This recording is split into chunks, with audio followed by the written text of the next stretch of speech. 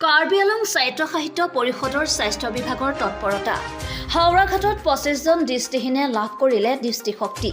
পৰ্যায়ক্ৰমে চলি থাকিব এই কাৰ্যসূচী মনোৰম পৃথিৱীখন চোৱাৰ হেপাহ কাৰনো নাথাকে কিন্তু হেপাহ থাকিলেও যে সকলোবোৰ সম্ভৱ হ'ব তেনে নহয় এই মনোৰম পৃথিৱীখন চাবলৈ যে লাগে দৃষ্টিশক্তি পিছে দৃষ্টিহীনজন কিমান অসহায় হ'ব পাৰে ভাবি চাইছেনে কেতিয়াবা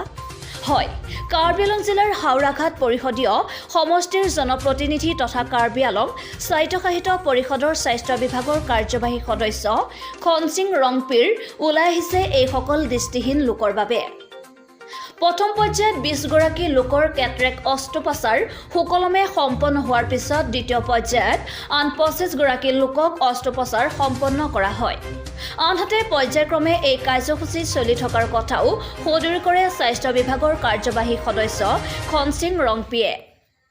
ইপিনে দীৰ্ঘদিনৰ মূৰত দৃষ্টিশক্তি ঘূৰাই পাবলৈ সক্ষম হোৱা এই লোকসকলে শলাগ লয় কাৰ্বি আংলং সাহিত্য সাহিত্য পৰিষদৰ এনে পদক্ষেপৰ কাৰ্বি আংলঙৰ ফুলনিৰ পৰা বীৰেন গোৱালাৰ ৰিপৰ্ট বি নিউজ আসাম মোক খুব ভাল লাগিছে মোৰ সমষ্টিবাসী ৰাইজক একো দিব নোৱাৰিলেও কেইজনমান সকলক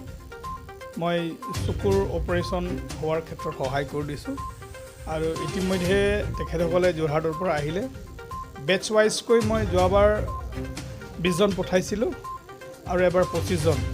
45 জন হৈছে এইটো কামটো আৰু চলি থাকিব আমি হাওৰাঘাট অঞ্চলৰ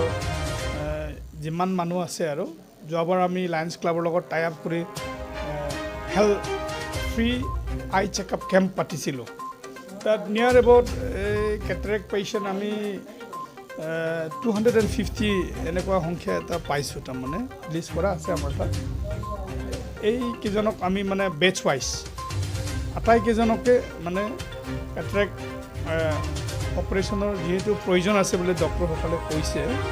আমি বেটছ ৱাইজ তেখেতসকলক পঠাবলৈ আমি যত্ন কৰি আছোঁ চকু অপাৰেশ্যন হৈছে যোৱাকালি